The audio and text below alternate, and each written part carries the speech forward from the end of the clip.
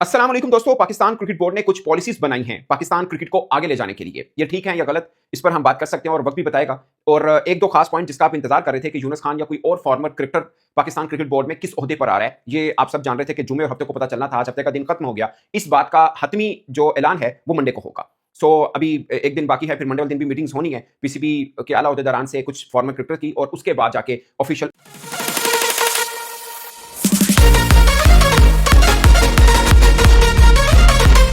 Test cricket खेलेंगे। वो टी20 नहीं खेलेंगे। वनडे खेल सकते हैं, वो टी20 नहीं खेलेंगे। ये यकीन मानिए, जब मुझे पता लगा मैंने को 2-3 बार इसको चेक करने की कोशिश की कि ये बन रही है पॉलिसी कि कोई टेस्ट क्रिकेटर वो टी20 नहीं खेलेगा। अब दुनिया में तमाम जितनी भी टीमें हैं, दुनिया में जितनी भी टीमें हैं, उन सब में ऑल फॉर्मेट क्रिकेटर होते हैं। अगरचे बहुत बड़ी तादाद नहीं है, बट जो अच्छे हैं वो सभी फॉर्मेट खेलते हैं। मिसाल के तौर पे ऑस्ट्रेलिया में आप देख लीजिए, ऑस्ट्रेलिया में पैट कमिंस हैं, ट्रेविस हेड हैं, मैं वैसे हेजलवुड आप लगा सकते हैं।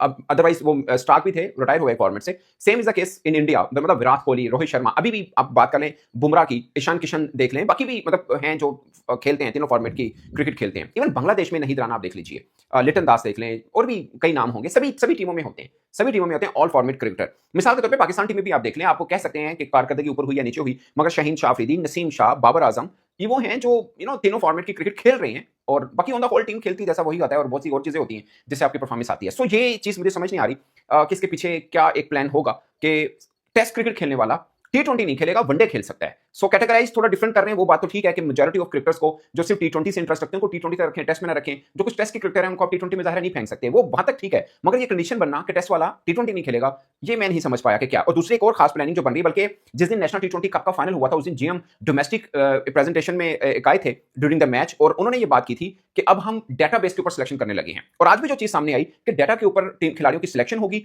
और कैटेगराइज जो है वो भी, जो सेंट्रल कॉन्ट्रैक्ट की कैटेगराइज है वो भी शायद 4-5 कैटेगरी में उनको तकसीम किया जा रहा है, वो भी डेटाबेस के ऊपर होगी। यानी किसी कोच, और बल्कि आज जो चेयरमैन पीसीबी की मीटिंग भी हुई सहाफियों से, और उस मीटिंग में भी जो मेरी कुछ सहाफियों से बात हुई, उन्होंने बताया कि अब कैटेगराइज जो सेंट्रल कॉन्ट्रैक्ट की एक कैटेगरी है वो टेस्ट क्रिकेटर को दी जाएगी, और मुख्तलिफ कैटेगराइज किया जा रहा है, और 3 खास शर्तें रखी जाएंगी टीम में आने के लिए या सेंट्रल कॉन्ट्रैक्ट में आने के लिए। नंबर 1, आपको फिजिकल फिट होना चाहिए, ऑफ कोर्स फिजिकल फिट होना चाहिए। नंबर 2, आपकी परफॉर्मेंस होनी चाहिए, 100% ये भी बनता है। और नंबर 3, डोमेस्टिक क्रिकेट भी लाजमी। अब ये डोमेस्टिक क्रिकेट वाला जो है ना मामला, ये बहुत जबरदस्त है कि खिलाड़ी डोमेस्टिक क्रिकेट लाजमी खेलेगा जब तक वो, यानी अगर कोई इंटरनेशनल असाइनमेंट में नहीं है तो डोमेस्टिक क्रिकेट खेलना पड़ेगा। अब इसमें 2 झोल हैं। ये पिछले तकरीबन कोई ना 5-10 वर्षों से ये बहस चलती है क्रिकेट बोर्ड की खिलाड़ियों के साथ कि डोमेस्टिक क्रिकेट लाजमी खेलनी है। अब इसमें 2 पंगे हैं। पंगे क्या हैं? अब देखिए, अभी भी पाकिस्तान का कैंप लगा हुआ है, कुछ खिलाड़ियों का नाम कैंप में नहीं है, हालांकि वो रेगुलर हिस्सा है पाकिस्तान एटलीस्ट व्हाइट बॉल का, जैसे हारिस रऊफ है या बाकी कुछ खिलाड़ी हैं। क्योंकि वो लीग क्रिकेट खेलेंगे या उनका कॉन्ट्रैक्ट है तो वो चले जाएंगे, कैंप में नहीं है। सो अगर कोई ऐसा क्रिकेटर है जिसका कहीं पे कॉन्ट्रैक्ट हो जाता है लीग का, तो वो डोमेस्टिक खेलेगा या लीग खेलेगा, इसके ऊपर अभी आना बाकी होगा ऑफ कोर्स। बाकी ये शर्त ठीक है कि अगर कोई क्रिकेटर है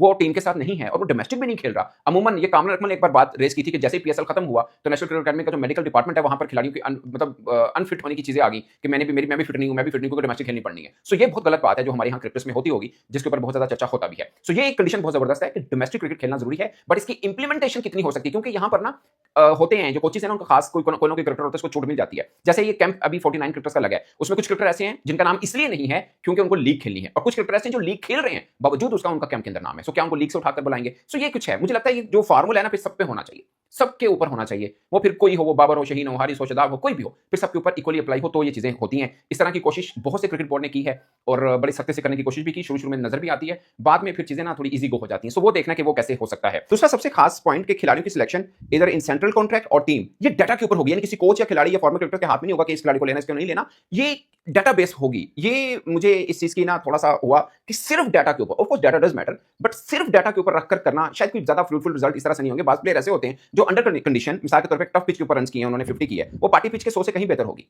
सो ये चीज भी फिर देखनी पड़ेगी किस कंडीशन में, कहां पर क्या सिनेरियो था। 7 आउट थे 50 स्कोर के ऊपर, उसके बाद किसी ने 70 रन बनाए हैं, तो वो किसी के 130 रन से कहीं बेहतर होंगे। सो ये चीज देखनी पड़ेगी कि खाली डाटा के ऊपर जाएंगे, फिर सिनेरियो भी देखना है कि ये डाटा किस सिनेरियो पे जनरेट हुआ था, तब जाकर शायद सही असेसमेंट हो। और दूसरा ये कितने सिलेक्टर्स हैं, ये सिलेक्टर्स भी डोमेस्टिक में क्या इनके ऊपर नहीं होगा? अगर क्रिकेटर्स के ऊपर हो कि इनको जाके डोमेस्टिक क्रिकेट खेलनी है, तो क्या सिलेक्टर्स पे नहीं होगा कि जहां जहां डोमेस्टिक क्रिकेट होगी हर जगह सिलेक्टर बैठेगा? फिर शायद आपको ये डाटा की जरूरत भी ना पड़े। बाकी आपने खबरें देखी होंगी कि यूनुस खान साहब जो हैं फॉर्मर कप्तान, वो क्रिकेट बोर्ड में किसी ओहदे पर आ रहे हैं। मैंने यूनुस खान का एक इंटरव्यू भी देखा, सैयद याह्या हुसैनी साहब ने किया था उनका इंटरव्यू जियो पर, तो उसके ऊपर यूनुस खान ने कुछ चीजें क्लियर की हैं।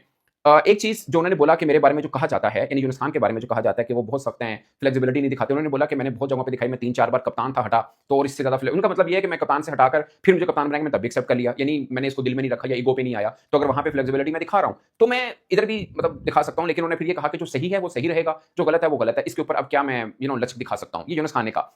तो यही बात है, मैं जो यूनुस खान के बारे में मैं भी ये बोलता हूँ कि उनके कुछ क्रिकेटर हैं पाकिस्तान में, मिसाल के तौर पे अगर मोहम्मद हफीज़ भी आते हैं, उनका भी अब तक हमने देखा है वो चीज़ों के ऊपर सख्त हैं। यूनुस खान आते हैं, वो तो बहुत ही सख्त है ना, वो चीज़ों के ऊपर जो उनका अपना एक फ़ॉर्मूला है ज़िंदगी का, उससे वो इधर-उधर नहीं होते हैं और वो कहते हैं यही है तो इसी तरह ही रहना, अगर क्रिकेट बोर्ड नहीं मानेगा तो वो चला जाएगा और ये बड़ा इंटरेस्टिंग होगा। यूनुस खान का आना इस क्रिकेट बोर्ड के सेटअप में और देर तक रहना, मेरे लिए बड़ा इंटरेस्टिंग होगा। I am telling you. हाँ, अगर क्रिकेट बोर्ड ने उनको फुली इंडिपेंडेंस दी कि हाँ ठीक है, आप अपना काम करें। असल में प्रॉब्लम क्या होता है, क्रिकेट बोर्ड में भी मुख्तलिफ डिपार्टमेंट्स हैं, कोई इंटरनेशनल, कोई डिपार्टमेंट, कोई डोमेस्टिक, फिर अकेडमी के। तो अब उसमें किस कदर आज़ादी मिल सकती है, हो सकता है कोई ऐसा मिसाल के तौर पे आकिब जुवैद को लगता हो कि ये चीज़ ठीक नहीं होगी, फॉर एग्जांपल उनको लगता हो कि नहीं ये है, जैसे बोलते हैं ना डिफरेंस ऑफ ओपिनियन आ जाते हैं। तो ऐसे माहौल के अंदर यूनुस खान जो चीज़ भी उनके हवाले की जाएगी, उसको कैसे लेके चलेंगे, ये मेरे लिए बड़ा इंटरेस्टिंग होगा। मेहनती हैं, इसमें कोई शक नहीं, मेरिट पे काम करते हैं, कोई शक नहीं है। थोड़े से वो हैं, अपनी बात से हटते नहीं हैं वो, जो उनके बारे में मशहूर है, जो उन्होंने खुद ही बोला कि मैं कप्तान था तो तब भी मैं मुझे बदला गया, मैं फिर बना, फिर बदला गया, तो मैंने उसमें तो लचक दिखाई है। इसमें मतलब मुझे क्यों कहा जा रहा है कि मैं बहुत जिसे बोलते हैं ना सख्त हूँ, अपनी बात से हटता नहीं हूँ। उन्होंने बोला कि नहीं, मैं फ्लेक्सिबिलिटी शो करता हूँ, मगर जो सही है वहाँ सही वो उसी जगह पे खड़ा रहूँगा, उससे हटूँगा नहीं, क्योंकि ये पाकिस्तान क्रिकेट का मामला है। बस यही पॉइंट है। बहुत से लोग हट जाते हैं। बहुत से लोग हट जाते हैं। सो ये एक इश्यू है और क्रिकेट बोर्ड को ऐसा बंदा नहीं चाहिए होता अमूमन, जो हमने अब तक देखा है कि क्रिकेट बोर्ड को वो चाहिए जो थोड़ा-सा मोल्ड हो सके, थोड़ी-सी लचक दिखा सके, तो ताकि हर मामला जो है वो आगे चलते बने। सो अभी तक यूनुस खान बतौर कप्तान भी उनके इश्यूज़ हुए क्रिकेट बोर्ड के साथ, अपने मौक़िफ़ को लेके, बतौर बैटिंग कोच भी रहे, अकेडमी के अंदर भी रहे। सो इन चीज़ों को कैरी करके इस क्रिकेट बोर्ड के साथ चलना कितना दूर तक चला जा सकता है, वो देखने को ज़रूर मिलेगा। बट अगर यूनुस खान आ जाते हैं, तो वो पाकिस्तान क्रिकेट को खासकर उन्होंने खुद भी ज़िक्र किया कि वो कोचिंग की तरफ आना चाहते हैं। मुझे भी लगता है उन जैसे क्रिकेटर को कोचिंग में ही आना चाहिए, बल्कि मैं तो पहले दिन से कह रहा हूँ कि अगर आप इनको जूनियर टीम, ए टीम हवाले कर दें, तो अब देखें आप अपनी टीम को 2-3 साल बाद